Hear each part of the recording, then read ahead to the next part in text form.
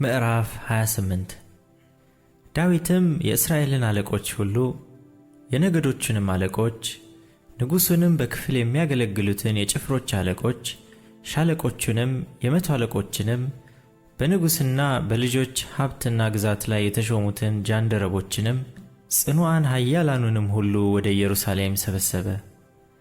ንጉሡም ዳዊት በእግሩ ቆሞ እንዲህ አለ።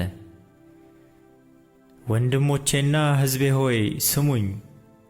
ለእግዚአብሔር ለቃል ኪዳኑ ታቦትና ለአምላካችን እግር ማረፊያ የዕረፍት ቤት ለመሥራት እኔ በልቤ አስቤአለሁ። ለሥራም የሚያስፈልገውን አዘጋጅቻለሁ። እግዚአብሔር ግን የሰልፍ ሰው ነህና ደምም አፍስሰሃልና ለስሜ ቤት አትሠራም ብሎኛል።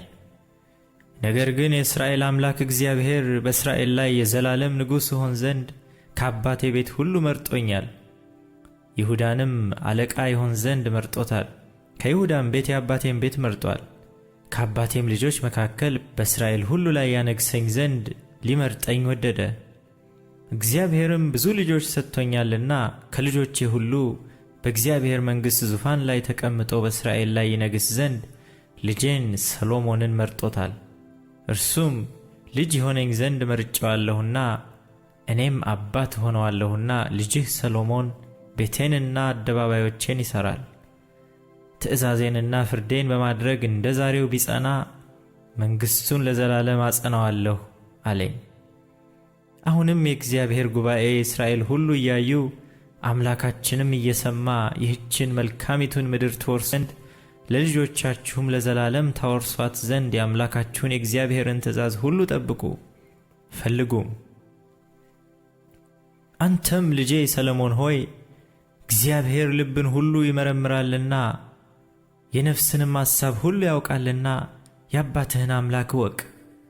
በፍጹም ልብና በነፍስህ ፈቃድም አምልከው። ብትፈልገው ታገኘዋለህ፣ ብትተወው ግን ለዘላለም ይጥልሃል።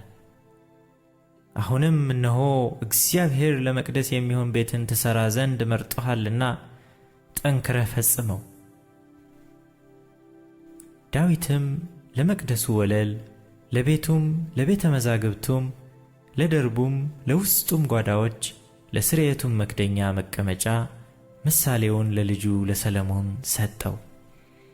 ደግሞም ለእግዚአብሔር ቤት አደባባዮችና በዙሪያው ለሚሆኑ ጓዳዎች፣ ለእግዚአብሔርም ቤት ለሚሆኑ ቤተ መዛግብት፣ ለንዋየ ቅዱሳቱም ለሚሆኑ ቤተ መዛግብት በመንፈሱ ላሰበው ሁሉ ምሳሌን ሰጠው። የካህናቱንና የሌዋውያኑንም ክፍላቸውን በእግዚአብሔርም ቤት ለሚያገለግሉበት ሥራ ሁሉ አስታወቀው። በእግዚአብሔርም ቤት ለሚያገለግሉበት ዕቃ ሁሉ፣ ለአገልግሎት ሁሉ ለሚሆነው ለወርቁ ዕቃ ወርቁን በሚዛን ሰጠው። ለአገልግሎት ሁሉ ለሚሆነው ለብር ዕቃ ሁሉ ብሩን በሚዛን ሰጠው። ለወርቁም መቅረዞችና ለቀንዲሎችም ወርቁን በየመቅረዙና በየቀንዲሉ በሚዛን ሰጠው። ለብሩም መቅረዞች እንደ መቅረዙ ሁሉ ሥራ ብሩን በየመቅረዙና በየቀንዲሉ በሚዛን ሰጠው። ለገጹ ኅብስት ገበታዎች ወርቁን በሚዛን ለገበታዎቹ ሁሉ፣ ብሩንም ለብሩ ገበታዎች ሰጠው። ለሜንጦቹና ለድስቶቹ ለመቅጃዎቹም ጥሩውን ወርቅ፣ ለወርቁም ጽዋዎች ወርቁን በየጽዋው ሁሉ በሚዛን፣ ለብሩም ጽዋዎች ብሩን በየጽዋው ሁሉ በሚዛን ሰጠው። ለዕጣኑም መሠዊያ ጥሩውን ወርቅ በሚዛን፣ ክንፎቻቸውንም ዘርግተው የእግዚአብሔርን ቃል ኪዳን ታቦት የሸፈኑትን የኪሩቤልን የወርቅ ሰረገላ ምሳሌ ሰጠው።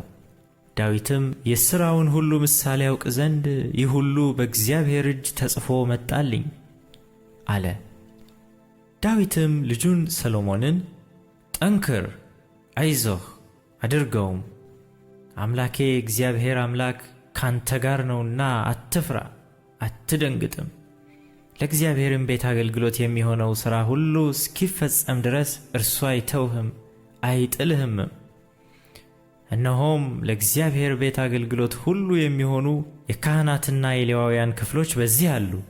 ለሁሉም ዓይነት አገልግሎትና ሥራ በብልሃትና በነፍሱ ፈቃድ የሚሠራ ሁሉ ካንተ ጋር ይሆናል። አለቆችና ሕዝቡም ሁሉ ፈጽመው ይታዘዙሃል አለው።